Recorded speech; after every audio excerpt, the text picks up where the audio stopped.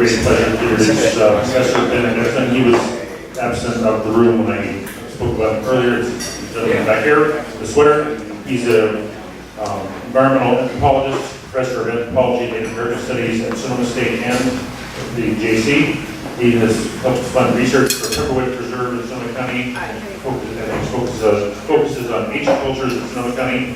He is a consultant to the Smithsonian Institute, Museum of American Indian and California Academy of Sciences, and he is presenting this morning Ancient Sonoma. This is a little capsule of Sonoma County in about 10,000 years and probably about 25 minutes.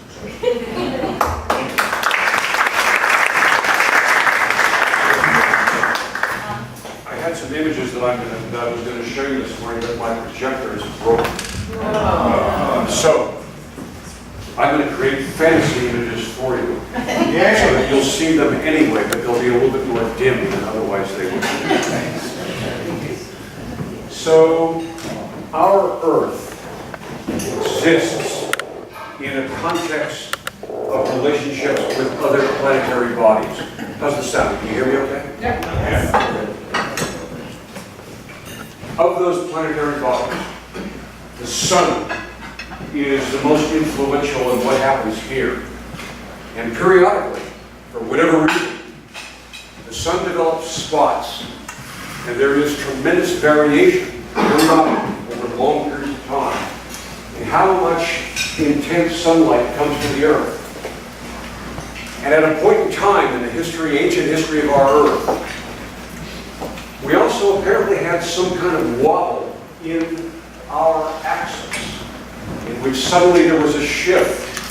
Exactly why that happens, what those relationships are, it's not entirely well known. But we do know that what happened was summers on the planet 2 million years ago began to get colder and colder and colder, and ice masses in the polar extremes began to increase.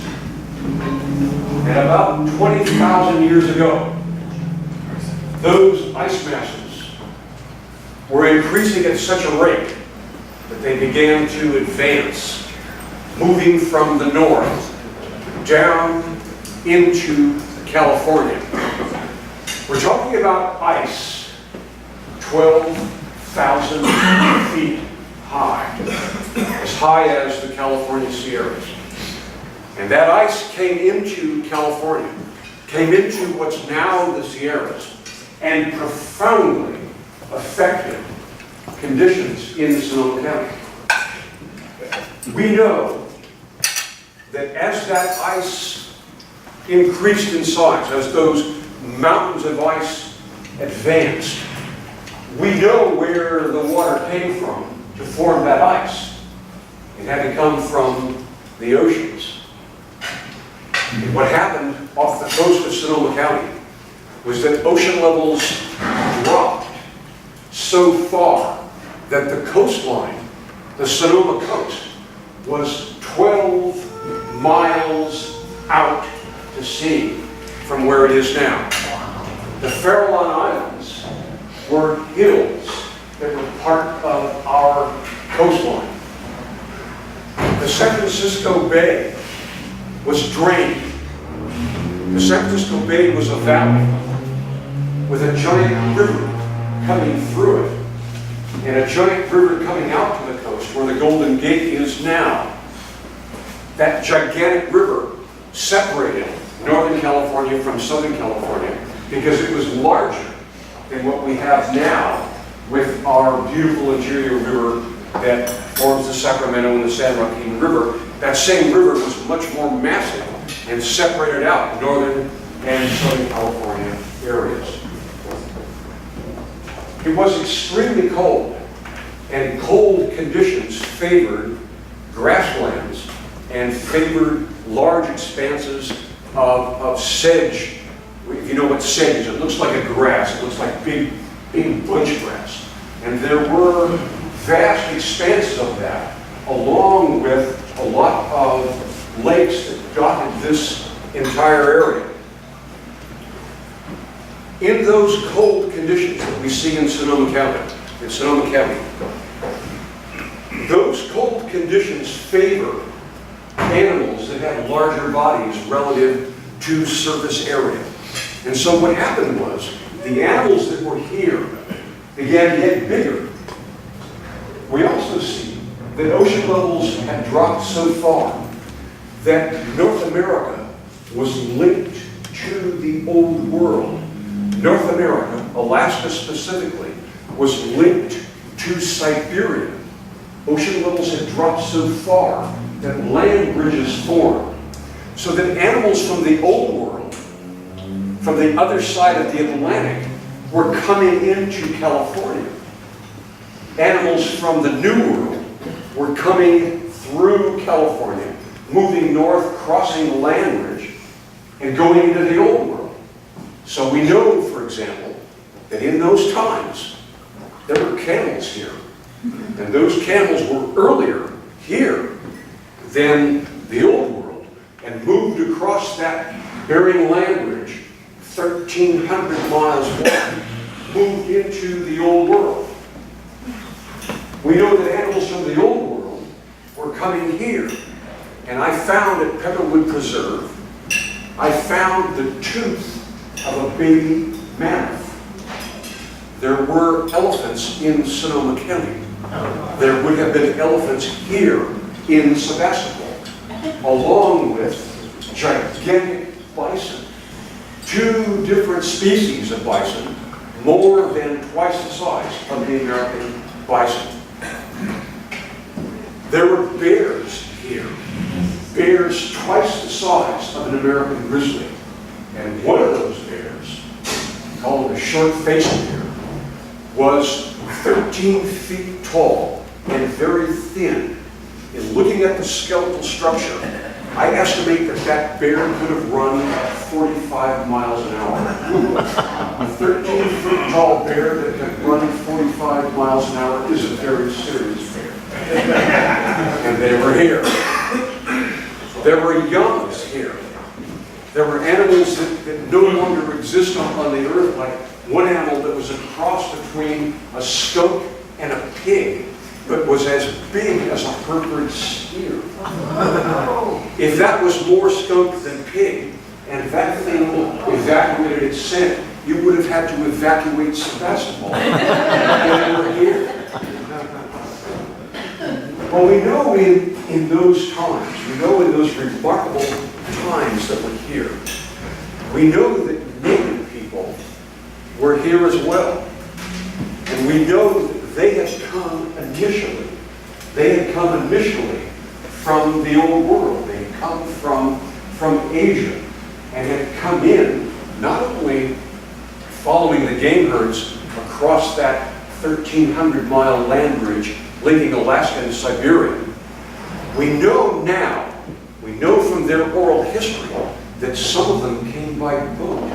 And they were coming down into California, following a coastal route, probably hunting seals, as well as hunting those large game animals.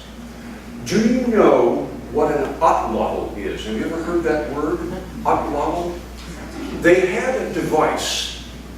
It was about 1.5 feet long.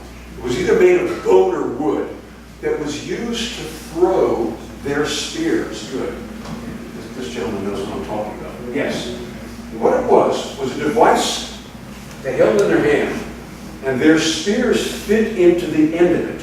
And as they threw their spears, at the end of the movement of their arm, throwing that spear, they would snap their wrists. And the effect of that device, 1.5 feet long, was to increase the speed of the spear 100%. If our javelin throwers now were using otlotls in our Olympics, you'd need 2 football fields laid end to end to contain the shot. It increased the speed of the spear by 100%. They therefore were able to hunt those large game animals and drive their spears through elephant hide. And we have found the remains in several areas of Sonoma County of those elephants that were hunted by the earliest native people that were here. Even with an otlotl, if I was living back then and somebody said to me, well, Ben, you're going out to hunt an elephant, I think not. We're talking elephants with a trunk 20 feet long. We're looking at incredible animals. I'll let somebody else hunt them, but we know that they were doing it, and we know that they were here. Those buttlogs, those spear throwers, had on them the most beautiful little wing devices. And the wing devices didn't have necessarily any physical function. They appear to have been some kind of spiritual art, some kind of art form that was designed to propel the spear at greater speed. We found one of them here on Yonah Road. Because of that one, that little wing device, it was made of obsidian. It's possible to be able to date, it's possible to be able to determine its chronological age. And the way that we do that is obsidian, that black volcanic glass, ages just like any kind of glass does. So if your drinking glasses were left outside here for 1,000 years, and you came back and looked at that glass 1,000 years later, you'd see a patina on the surface. Well, we measured that patina, that obsidian found on Yonah Road, that wing device here in Sebastopol, 11,500 years they were here.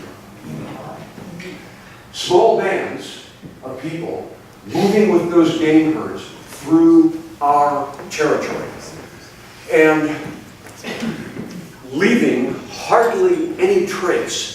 That we found that along Yonah Road was in itself quite remarkable, because their sites, their locations, were just surface sites. So they were in a place for a while with no villages, and then on they would go.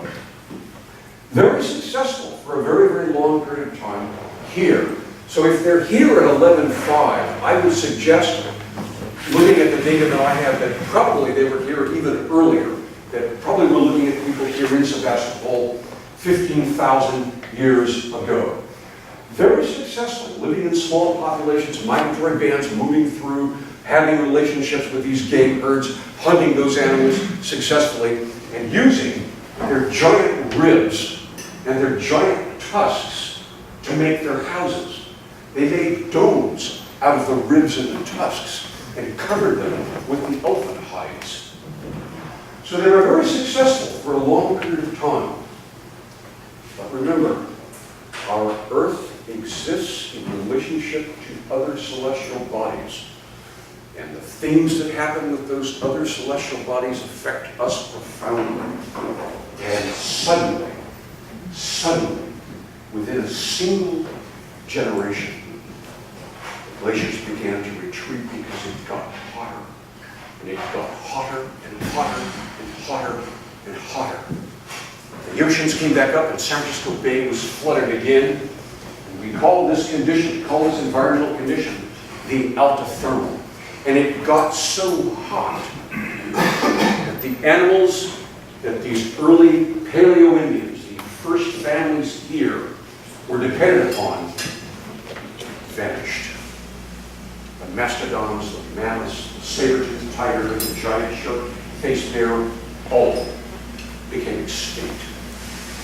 And what happened here then was that people had to face a radical environmental change in which their entire lifeway, based on these large animals, was no longer possible.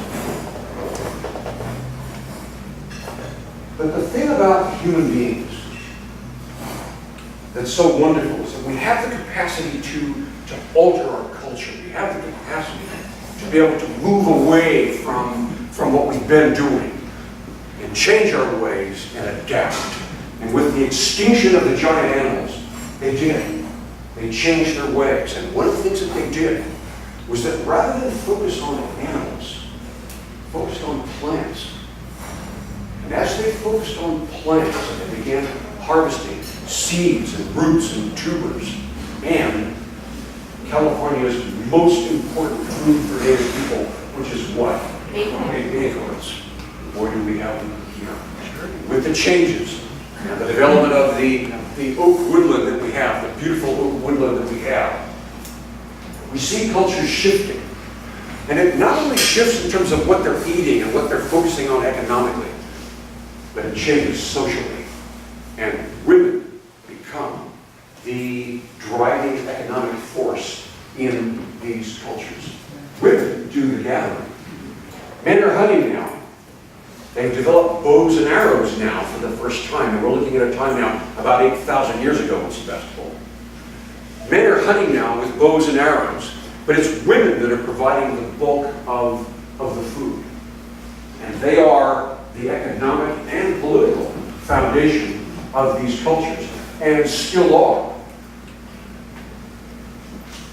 With that shift comes a way of caring for the habitat here that is truly extraordinary.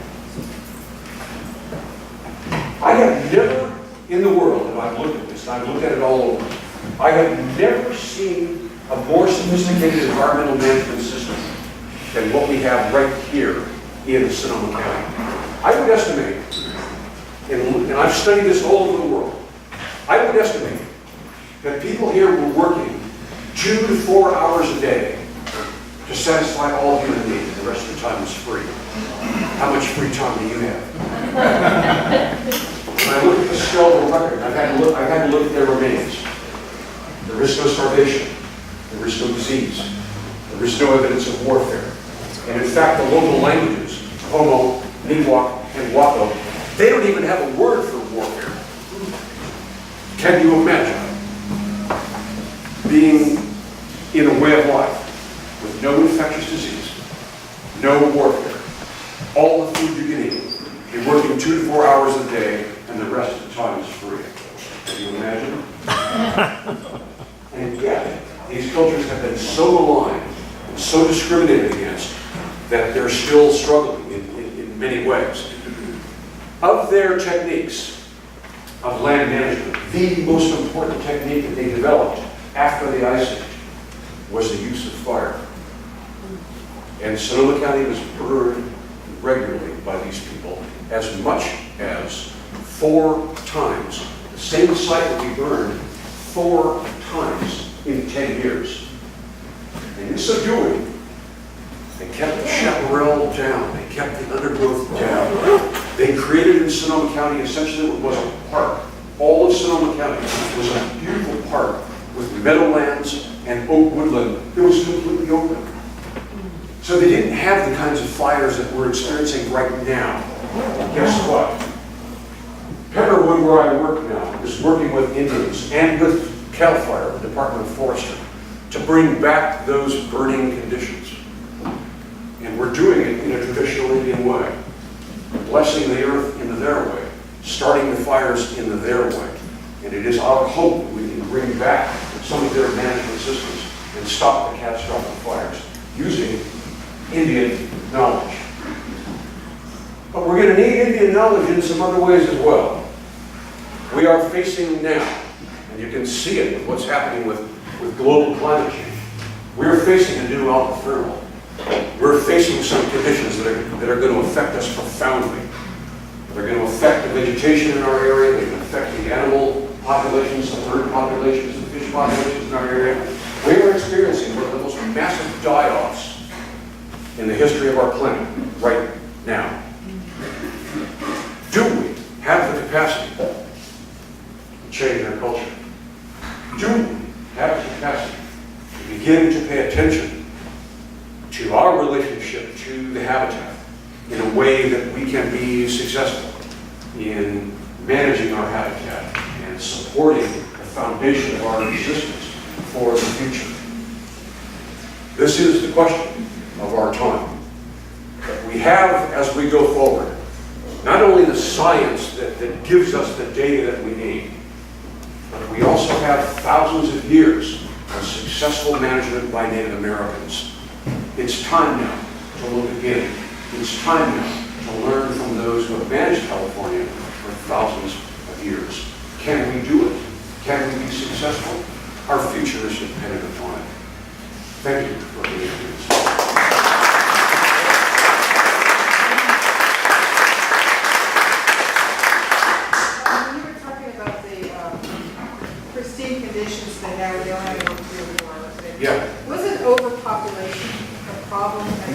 quite like it might be today? No, Okay. it was not. Why is that? Because, you know, I've been asked a rhetorical question that I've been answering, okay? How does a culture maintain harmony with the habitat indefinitely? How do they do it? One of the ways they do it is by controlling their population. And they control their population in a number of different ways. First of all, birth spacing was very, very important here, and women would nurse for a very, very long time. So in nursing for a very, very long time, they would reduce their fertility. Women also controlled their own fertility through herbal contraception.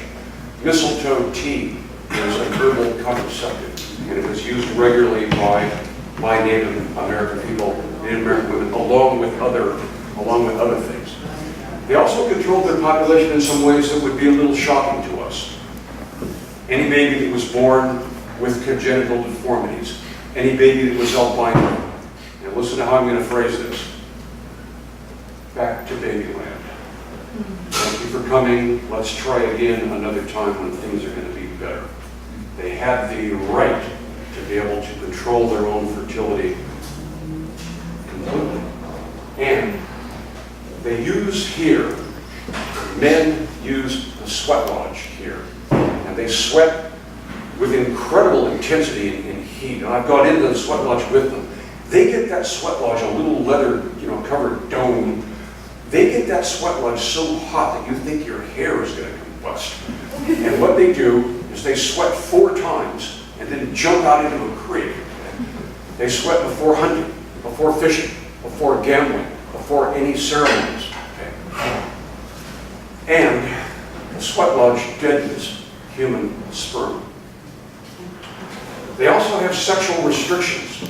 No sex before hunting, no sex before gambling, no sex before fishing for salmon, no sex before any important ceremony. You wonder when you look at this, when do they have sex? But if you take all of these factors together, and then you look at the total range of what they're doing in terms of the structure of taboos and restrictions and rules, it's not conscious. If you ask them, well, what difference does it make if you don't have sex before hunting, before fishing for salmon? What you never get ego speak. You never get a statement from them that says, well, you see, by limiting our population to 50% of would have been possible here, we had a better life for all. You don't ever get that kind of stuff. What you get is, it's our way. And what you get is, it's about respect for the animals. Okay? What you get is a worldview in which people are so integrated with the environment, they are the environment, that it's another way of being human. And it's very Darwinian. Those groups that did that successfully over long periods of time are the ones that endured. Those groups that didn't manage their habitat successfully, like the Anasazi in New Mexico, left the most marvelous ruins of their culture for us to examine. So that's a very long answer for a short question. Gentlemen here, then here, then here. You referred to the old world and the new world. What defined the old world? Yeah, we say the old world, we use that terminology, new world, old world, because the old world, Africa, Europe, Asia, they were populated first. And we see humanity developing earliest in Africa. You look at Homo sapiens, our kind of human being, at about 200,000 years ago in Africa first. So we say that's the old world, that's the place of origin. And we do not have here in the New World, we do not have the development of Homo sapiens. Homo sapiens came in here fully developed from someplace else. From a native perspective, that's somewhat controversial. I never talk about the scientific aspects with Indian people because they feel that they've been here forever. As far as I'm concerned, 15,000 years is forever. I don't argue with the grandparents about that issue. Okay. Here and then here. Now, I always wondered, how do you go from, an inedible nut off the tree, Yeah. like the acorn, to the pretty elaborate process Yeah. to make it edible? Yeah. What's the... Yeah, the way that they did that over time, they discovered that the tannic acid in acorns could be leached out. So what you do is you collect them, and then you put them in a sand pit lined with ferns, pour water through it, and gradually you can leach away that tannic acid, and you have one of nature's most nutritious foods. There's an interesting factor relative to your question, and that's this. There are 9 species of oaks that are here. Of them, they use 3. 6 of the 9, they let the acorns fall on the ground. They had so much food that they used the tan oak, the blue oak, and the black oak, and the rest of them they just let fall on the ground. I walked through the Santa Rosa Junior College campus with an elder that I became very, very close to. Have you ever heard of a woman by the name of Mabel McKay? There's a local Pomo woman who was here for a long time in Sonoma County, and she worked in the Sebastopol apple cannery. Well, she was a person vested with the old ways, with the old traditions. She was fluent in 3 native languages, and an absolutely remarkable woman. And I walked with her through SRJC's campus with all the beautiful oak trees. And I said, Auntie Mabel, aren't these trees beautiful? And she looked and they're valley oaks. And she said, mush oaks. And her statement was, you can only make soup out of them, you can't make good acorn bread out of them. They didn't even use them. They had so much food that 6 out of the 9 oak trees, they just let the acorns fall on the ground. Their use of fire nurtures the oaks, and we're experimenting with that in Pepperwood as well. But apparently when oak trees have been susceptible to fire, what happens to them is that they increase by 100% their acorn production. So we're experimenting scientifically to see if that in fact is true. Have you ever tasted acorn soup? You ever tried that? It tastes like cream of wheat with no salt or sugar. It's actually pretty good. You've given us a picture of what Sonoma County looked like 10,000 years ago. Yes. So based on where we are, current trends, and both human and climatic changes, you want to try giving us a picture of Sebastopol 10,000 years from now? Yeah. Wow, great question. She asked the question, right? Okay. Here we go. Sebastopol 10,000 years from now is a population that is living very, very lightly on the land compared to where we are now. That what we see is a relationship in which we have come back to respect for the habitat. And the people that are here are people that understand that nature is the foundation of human existence.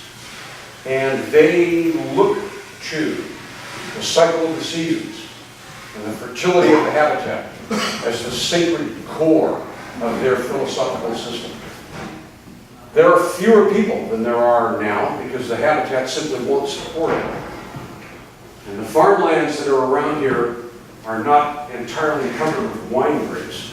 There's a lot more food being produced, although there's still good wine because, of course, it's our tradition.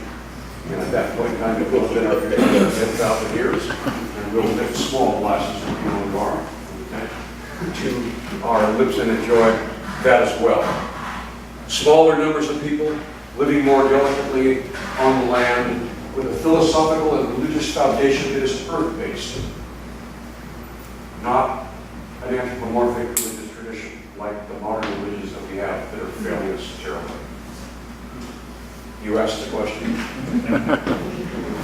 What do we know about the early people's myths and religion and spirituality, people around here? We know a lot about it. My best friend is a religious leader who lives right just outside Sebastopol. And I have spent a great deal of time with the elders like Mabel McKay and this man is part of her family, her extended family. And what we see is an earth-based tradition in which the foundation of it is respect. And the core philosophical religious principle is this: never take without asking. Never ask without giving thanks. The implications are enormous. If we can incorporate that as one element, we're going to do a better job of lasting 10,000 years. So great thought for the day.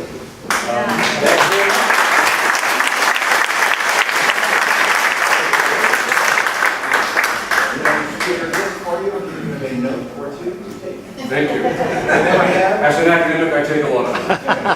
Then we have a very important document. You have to draw one of these six numbers on. Ready? 518-7776.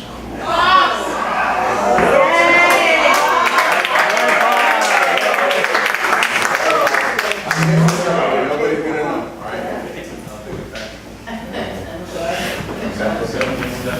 But there is an ace. Forget it.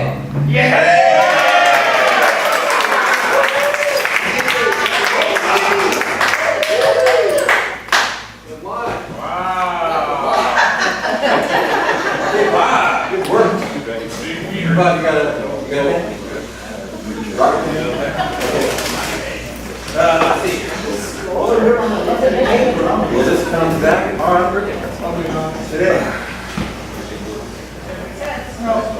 No. Anyway, your prize will just save until next week because I cleaned this out so well. Okay, who's got the joke? Did you have a joke? Thank you very much.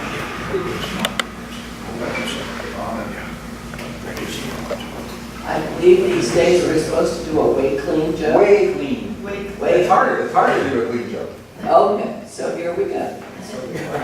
An older couple who were sort of deciding to go and look for their dream retirement home were looking at homes with a real estate agent. And as they looked at this one house that they really loved, it had a shower with a large atrium that it looked out upon the garden. And the agent said, you know, that might be a bit of a problem because people could look in. And the wife said, they won't look twice.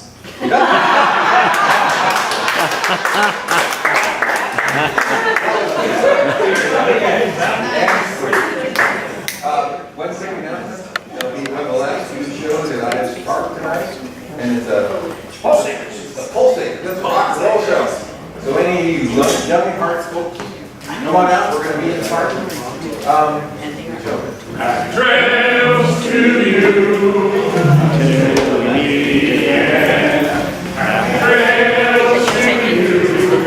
Check with PJ. He's back. I don't know what to do. Trails to you.